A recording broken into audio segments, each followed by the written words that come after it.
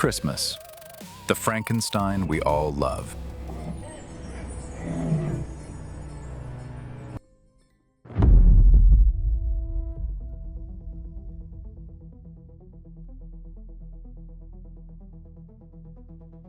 So what could possibly be interesting about Christmas?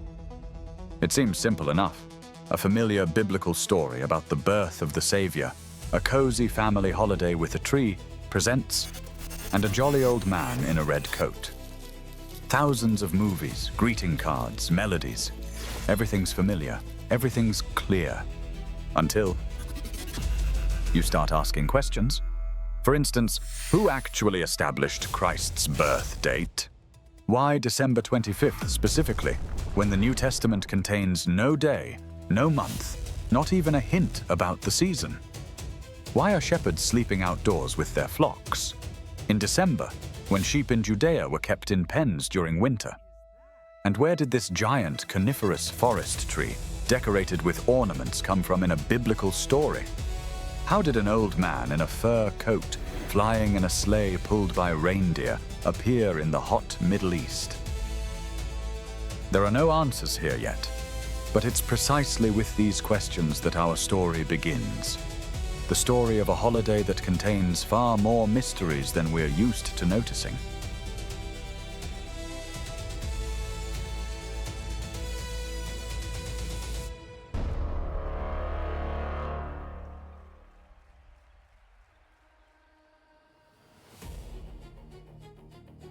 When we talk about Christmas, we traditionally dive deep into the jungle of mythology, even debating the nature of the birthday boy himself. But almost no one remembers the man to whom this holiday owes perhaps even more than it does to the biblical characters. Rewind to before the 4th century. Pious Christians didn't celebrate Christmas at all. Just try hinting at a birthday party back then, and say goodbye to your congregation. You'd be accused of paganism, told that only idol worshippers celebrate birthdays, and sent off to repent. The man who flipped the game was Pope Julius I, the first Julius among the popes, and the first to codify Christmas. This date is recorded in the Depositio Martyrum, 354 AD. That's where this line appears for the first time. Octava calendas Januarias, natus Christus in Bethlehem Iudeae. The 8th calends of January, that is December 25th. Julius didn't invent this date out of boredom. He legalized it and forced the entire Western Church to accept it as an axiom.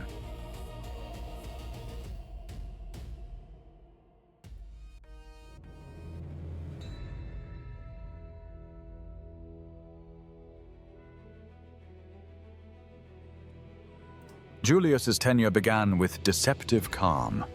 He was elected on February 6th, 337, while Emperor Constantine the Great was still alive. It seemed perfect: live long, prosper, and farm followers. But 3 months later, Constantine dies. And that's where history drop-kicked him into a meat grinder. Instead of a peaceful rule, the Pope was thrown into a savage political nightmare. In the summer of 337, the army staged a purge. Almost all of Constantine's male relatives were slaughtered. Only the emperor's 3 sons remained alive. They carved up the map of the world. Constantine II took the west: Gaul, Britain, Spain. Constantius II grabbed the fat east: Egypt, Asia. And by the way, he was a die-hard Arian. Constans got the center: Italy and Africa. By 340, the number of brothers was down to 2. The eldest, Constantine II, decided to seize Italy from his younger brother, but walked into an ambush and was killed. Now the world was split in 2. The West, Constans and Pope Julius, versus the East, Constantius and the Arians. The battle of swords turned into a battle of dogmas. But wait, before we go further, we need to understand what they were actually fighting about.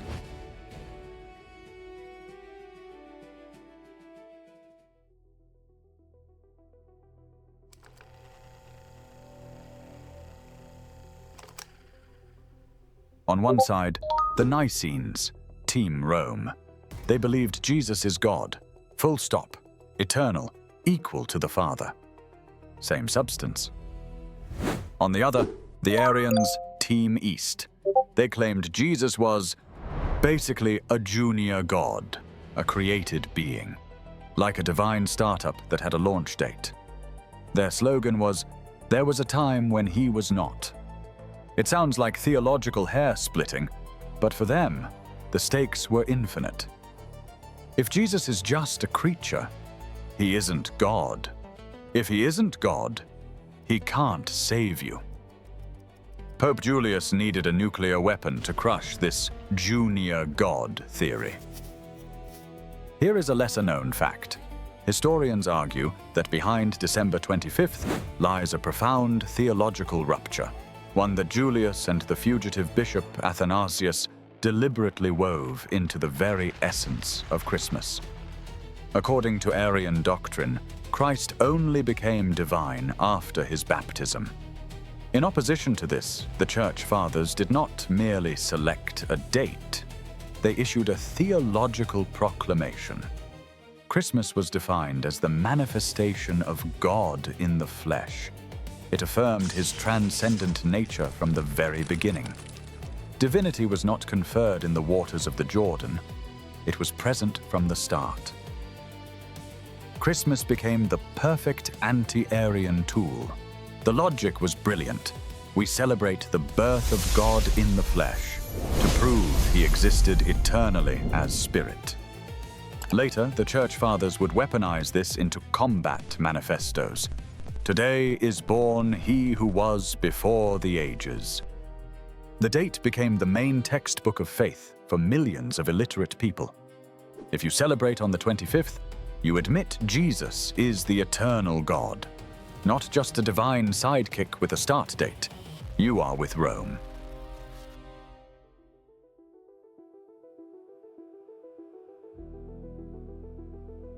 But to win the streets, Julius needed more than theology. He needed to out-party the pagans.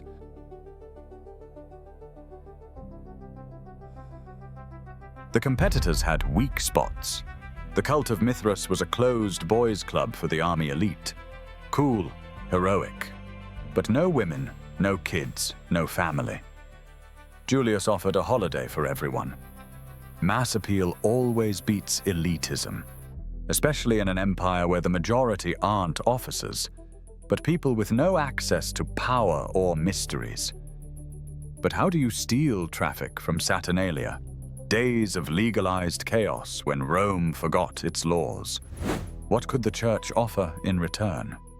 The answer was surprisingly simple: dignity and a social safety net. Saturnalia gave a slave the illusion of freedom for a week. Then the party ended, and he became property again. Christianity said something else. You are equal to a senator and an emperor before God, always. And it wasn't just words. The communities actually fed the poor, treated the sick, bought back prisoners, and supported widows and orphans. The pagan sun might shine, but it didn't keep you warm. The bishop, however, gave you bread. For an ordinary Roman in the 4th century, the choice between a drunken week once a year and guaranteed community support was obvious. So, the replacement went surprisingly smoothly. Instead of the cold Sol Invictus, the unconquered sun, people were given Sol Justitiae, the sun of justice. Same dates, same candles, same winter lights. But now, behind them stood not just astronomy, but a real social network, emotional comfort, and a sense of purpose. Julius I himself died in 352. He didn't live to see the final triumph of the Nicenes, but his plan worked perfectly. His administrative machine became the foundation of the Catholic Church, and the date of December 25th outlived the empire, the heretics, and Julius himself. But let's be honest, Julius was too smart a politician to just poke a finger at the calendar blindly. He understood. Issuing a decree isn't enough. To make the people truly love the new holiday, he had to offer a worthy replacement for the madness that was already happening on the streets of Rome during those days. And he had to compete with heavyweights, with days when slaves became masters, when the law was temporarily suspended, and when all of Rome hailed the unconquered sun. To understand the scale of the hostile takeover that Julius pulled off, we need to look into the face of the victim he robbed.